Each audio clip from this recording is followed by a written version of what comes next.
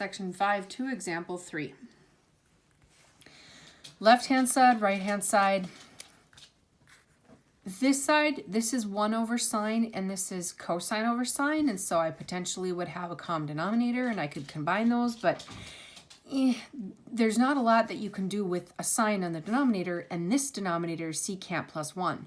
So what I'm going to do over here is I'm going to use that sum and difference pattern. I'm going to multiply this one by secant of x minus 1.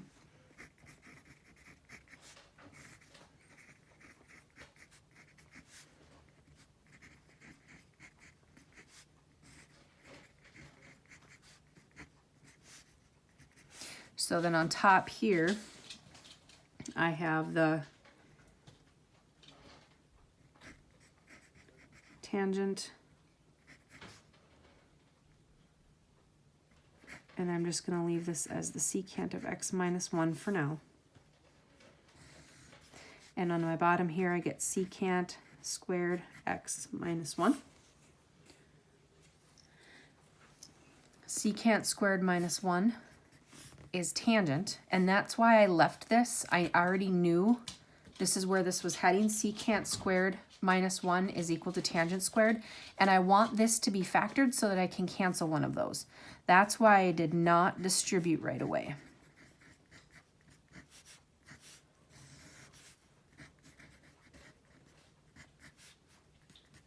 So now this can cancel with one of these.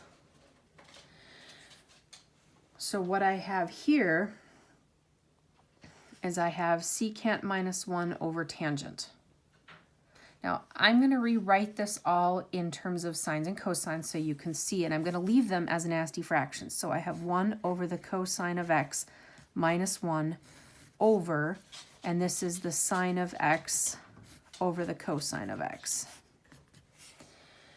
So if I take this, and actually I'm going to squeeze this in here, if I multiply this by the cosine of x over the cosine of x, I would distribute on top and then, of course, multiply on the bottom.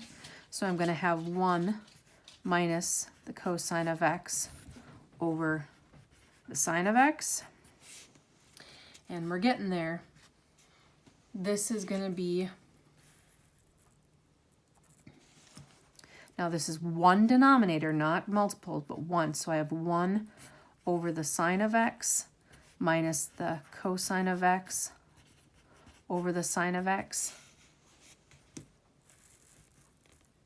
So this is now equal to the cosecant of x minus the cotangent of x, which, lo and behold, was what I had way up at the top.